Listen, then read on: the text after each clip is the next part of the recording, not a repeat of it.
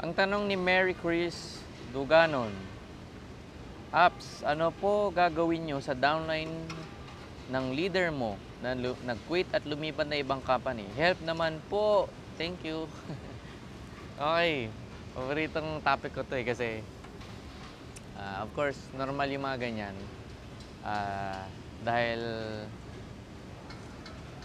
marami nagkalat na iba't ibang company na scam, ganyan. Or competition. So, ang question is, anong gagawin mo nga pag lumipat yung downline mo sa ibang company? Okay.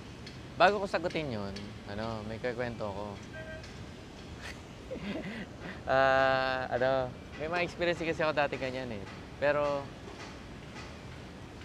ang kailangan mo nang gawin is para hindi mo maramdaman yun. Kasi naiinis ka eh, kaya, di ba, tinatanong mo to. Dahil siguro, hindi na masyado, wala na pumapasok ng production, ganyan. Okay, babalik tayo sa basic. Kasi kung marami kang downline, marami kang leader, okay, hindi ka tatablan kung mawala man tong isa. Okay, so which means na kaya ka tinatablan kasi konti lang yung leaders mo, konti lang yung downlines mo.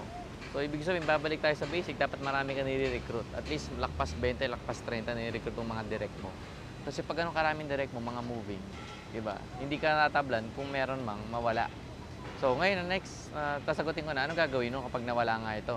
Okay, lumipat ng company. Meron ako dati, nag-report na ganyan, tinanong niya ako ano magandang gawin. Yung simple lang sinagot ko.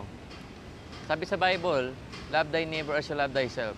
So which means, wala kang karapatan magalit. Hindi ka dapat magagalit, hindi ka dapat mainis kung ginagawa nila yon. Kasi nga, pag ginawa mo yun, nagalit ka, nainis, hindi siya maganda eh. Nakasulat na yun sa Bible. Okay, so huwag ka mainis, huwag kang magagalit, huwag mo sila sisiraan.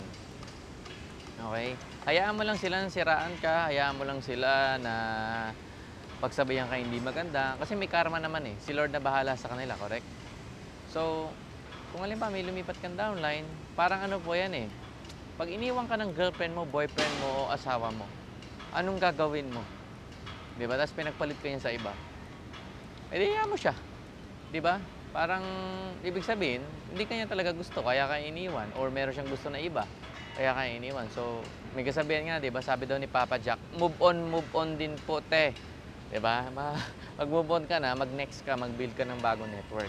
Kasi normal sa negosyo, normal sa business na may dumarating, may nawawala, umuulan, umaaraw. Part lang ng negosyo, you just have to move on and lagi matatandaan yung basic, which is to keep on recruiting people. Recruit and recruit and recruit. Kasi pag marami kang downline, marami kang leaders, hindi ka magiging needy, hindi ka tatablan, hindi ka maiinis. Okay? So I know marami ka natutunan dito sa short clip na to. And i-apply mo ito mabuti kasi pag in-apply mo to lalo kang kikita na malaki, lalo mag-improve buhay mo.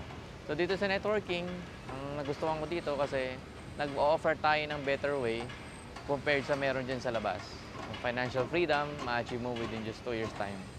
So this is Marco Malyarian, Beyond Networking. Bye!